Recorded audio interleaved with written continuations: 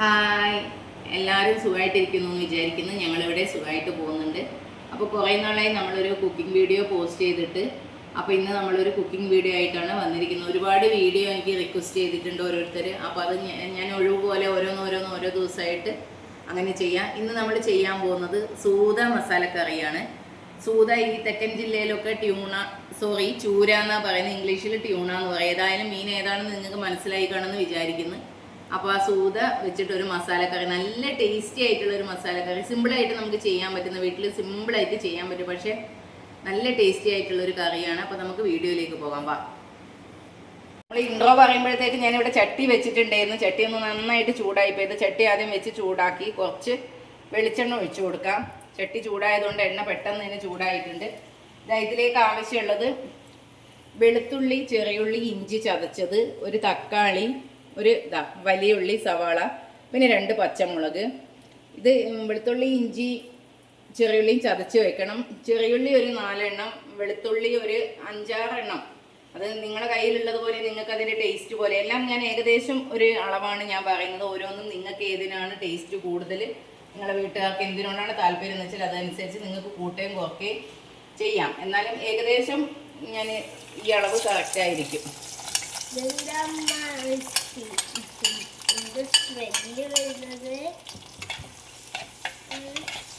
ഇതൊന്ന് നന്നായിട്ട് ചൂടാവണം. അതിലേക്ക് കുറച്ച് നമുക്ക് ഉപ്പിട്ട് കൊടുക്കും. ഉപ്പിട്ട് കഴിയുമ്പോൾ ഈ ഉള്ളിയൊക്കെ പെട്ടെന്ന് നമുക്ക് വഴന്ന് കിട്ടും.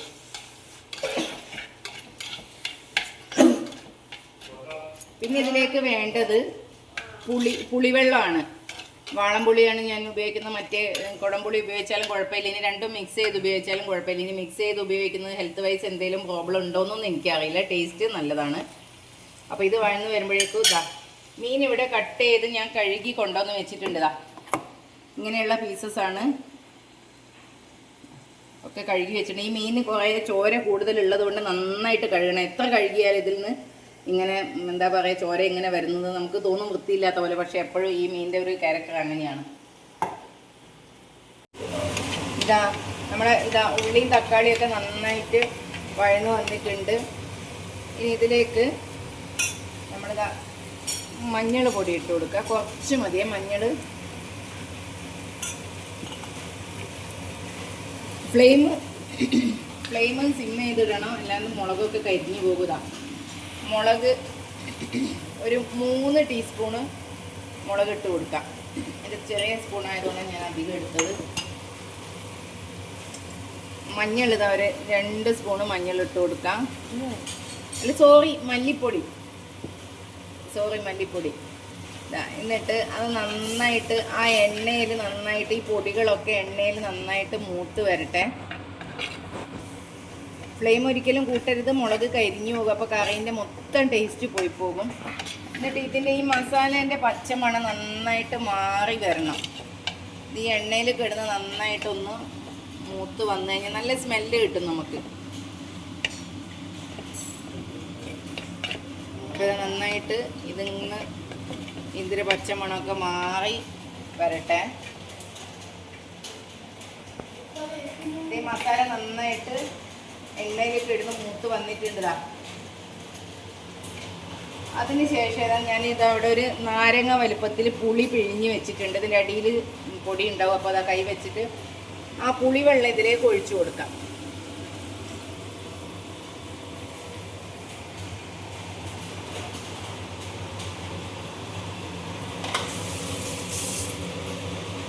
എന്നിട്ട് നന്നായിട്ടൊന്ന് ഇളക്കി കൊടുക്കാം. ഒരുപാട് വെള്ളം ഒഴിക്കണ്ട.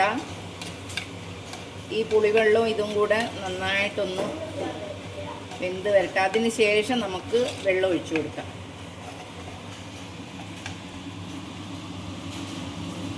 നമുക്ക് എത്ര ഗ്രേവിയാണോ വേണ്ടത് അതിനനുസരിച്ച് വെള്ളം ഒഴിച്ചു കൊടുക്കാം. നമ്മൾ എന്തിനാണോ കഴിക്കുന്നത് അതിനനുസരിച്ച് ഗ്രേവി ലൂസാക്കുകയും ടൈറ്റാക്കുകയൊക്കെ ചെയ്താൽ മതി.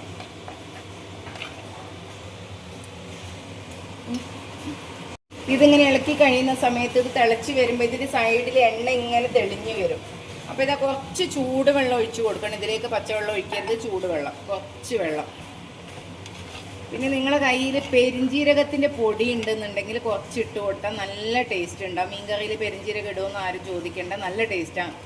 പെരിഞ്ജീരകം പൊടിച്ചതുണ്ടെങ്കിൽ എൻ്റെ കയ്യിലില്ല, അതുകൊണ്ട് ഞാൻ ഇട്ട് കൊടുത്തു. ഇതിന് പൊടി ഇല്ലെങ്കിൽ ഒന്നൊന്ന് ചതച്ചിട്ട് ഇട്ട് കൊടുത്താൽ മതി. അപ്പോൾ എനിക്ക് ഇത്രയും കറി മതി, അതുകൊണ്ട് ഇതൊന്ന് തിളച്ച് വരട്ടെ. ഈ കറി ഇങ്ങനെയും വെക്കാം. ഇനിയിപ്പോൾ ഈ കറിയിൽ തന്നെ തേങ്ങ അരച്ചത് ഒഴിച്ചു കൊടുത്താൽ അങ്ങനെയും നല്ല ടേസ്റ്റാണ്. ഞാനിപ്പോൾ തേങ്ങ അരച്ചത് ഒഴിക്കുന്നില്ല, ഇങ്ങനെ മാത്രമാണ് വെക്കുന്നത്. അപ്പോൾ ഇതാ ഞാൻ മീൻ ഇട്ട് കൊടുക്കട്ടെ. എനിക്ക് കുറച്ച് ടൈറ്റായിട്ടാണ് കറി വേണ്ടത്.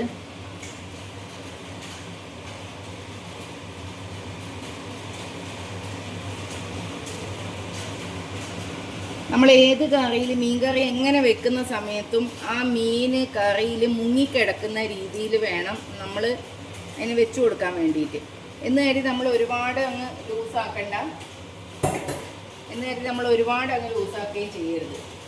മീൻ ഇങ്ങനെ സ്പൂൺ വെച്ചിട്ട് ഇങ്ങനെ എല്ലാ മീനും ഇങ്ങനെ കറി മൂടുന്ന രീതിയിൽ, അതാ മുങ്ങിക്കിടക്കുന്ന രീതിയിൽ ഇങ്ങനെ ചെയ്ത് കൊടുക്കണം. അപ്പോൾ തിളച്ച് വരുന്ന സമയത്ത് എന്തായാലും ചില മീനിനൊക്കെ നന്നായിട്ട് വെള്ളം വരും. അപ്പോൾ മീൻ നിങ്ങൾ ഒരിക്കലും കഴുകി കഴിഞ്ഞിട്ട് വെള്ളത്തിലിട്ട് വെക്കരുത്. വെള്ളത്തിലിട്ട് വെച്ചാൽ നിങ്ങൾ എത്ര നന്നായിട്ട് കറി വെച്ച് കഴിഞ്ഞാലും കറി ടേസ്റ്റ് ഉണ്ടാവില്ല. കാരണം ആ മീൻ വെള്ളം കുടിക്കും. കറിയിലിട്ട് കഴിഞ്ഞാൽ ആ മീനിലുള്ള വാട്ടർ മുഴുവനും കറിയിലേക്ക് വന്നിട്ട് കറി ഒരു കൂടുതലും വാട്ടറി ആയിപ്പോവും. അപ്പോൾ കറീൻ്റെ ടേസ്റ്റ് കംപ്ലീറ്റും പോയിപ്പോയതാണ്. കറി കണ്ടപ്പോൾ നമുക്ക് മീൻ മുങ്ങിക്കിടക്കും എന്നുള്ള സംശയമായിരുന്നു. എന്തായാലും മുങ്ങിക്കിടക്കും. ഇനി തിളച്ച് വരുന്ന സമയത്ത് ഇത് ഒന്നുകൂടെ ലൂസാകും.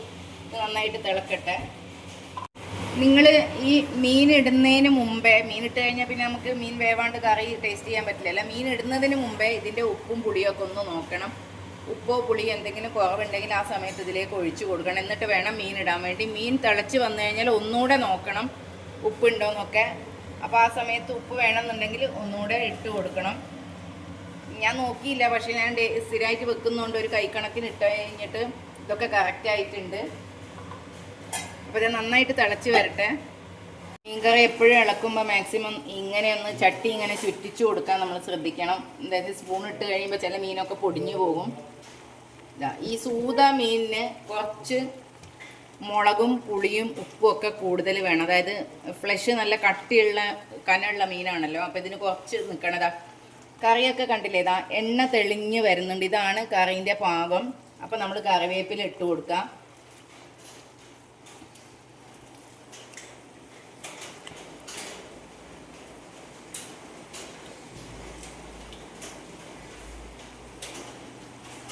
ഇനി ഇതാ ഞാൻ എപ്പോഴും പറയുന്നത് പോലെ തന്നെ കറി തിളച്ചാലും മീൻ വെന്ത് കഴിഞ്ഞാലും നമ്മൾ എപ്പോഴും ഒരു 10 മിനിറ്റ് അല്ലെങ്കിൽ 15 മിനിറ്റ് മീൻ എപ്പോഴും ലോ ഫ്ലെയിമിൽ ഇടണം. നമ്മൾ പണ്ടൊക്കെ വിറകടുപ്പിൽ വെക്കുന്ന സമയത്ത് കറി തിളച്ച് കഴിഞ്ഞാലും വിറക് തീ വലിച്ചു കഴിഞ്ഞാലും ആ അടുപ്പിൽ അങ്ങനെ കിടക്കുമല്ലോ. അപ്പോൾ ആ മീൻ അപ്പോൾ ആ കറിക്ക് നല്ല ടേസ്റ്റാണ്. അതേപോലെ നമ്മൾ ഗ്യാസിൽ വെച്ച് കഴിഞ്ഞാൽ ആ സിം ചെയ്തിട്ട് കഴിഞ്ഞാൽ ആ കറിക്ക് നല്ല എണ്ണയൊക്കെ തെളിഞ്ഞ് വന്ന് നല്ല ടേസ്റ്റാണ്.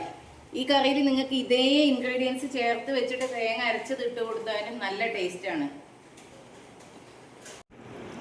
നമ്മുടെ കറി ഇവിടെ റെഡി ആയിട്ടുണ്ട്. നല്ല ടേസ്റ്റാണ് ഈ കറി. നിങ്ങൾ എന്തായാലും ഇതേപോലെ ട്രൈ ചെയ്ത് നോക്കിയിട്ട് കമൻറ്റ് ചെയ്യണം. നമ്മുടെ വീഡിയോ ഇഷ്ടപ്പെട്ടാൽ ലൈക്ക് ചെയ്യണം. നിങ്ങളുടെ ഫാമിലിക്കും ഫ്രണ്ട്സിനും ഒക്കെ ഷെയർ ചെയ്ത് കൊടുക്കണം. ഇതേപോലെ ഒരു ദിവസം നിങ്ങൾ ഉണ്ടാക്കി നോക്കൂ. എന്ന് നിങ്ങൾ ഉണ്ടാക്കുന്നതിലൊന്ന് മാറിയൊരു ടേസ്റ്റ് ആയിരിക്കും എന്തായാലും. ഈ കറീൻ്റെ ഒരു പ്രത്യേകത എന്താണെന്ന് വെച്ചാൽ ഈ കറി ചോറിനും ചപ്പാത്തിക്കും പുട്ടിനും വെള്ളപ്പത്തിനും എന്തിന് നെയ്ച്ചോറിന് വരെ നല്ല ടേസ്റ്റുള്ള ഒരു കറിയാണ്. എല്ലാത്തിൻ്റെ കൂടെയും നല്ല കോമ്പിനേഷനാണ് ഈ കറി. നല്ല ടേസ്റ്റുള്ള കറിയാണ്. അപ്പോൾ നിങ്ങൾ എന്തായാലും ഉണ്ടാക്കി നോക്കണം. ഇതിൽ മല്ലിപ്പൊടി ഇടാതെ, അതായത് ബാക്കി എല്ലാം സെയിം തന്നെ. മല്ലിപ്പൊടി ഞാൻ സൂത ആയതുകൊണ്ടാണ് മല്ലിപ്പൊടി ഇട്ട് കൊടുത്തത്. കുറച്ചധികം സാധാരണ മീൻ കറിയിൽ ഇടുന്നതിനേക്കാളും കുറച്ചധികം ഇട്ട് കൊടുത്തിട്ടുണ്ട്. സാധാരണ കുറച്ച് ഒരു അര സ്പൂണൊക്കെ ഇട്ട് കഴിഞ്ഞാൽ നല്ല ടേസ്റ്റാണ് ചില കറികൾക്ക്. അപ്പോൾ സൂത ആയതുകൊണ്ട് ഞാൻ കുറച്ചധികം ഇട്ട് കൊടുത്ത്.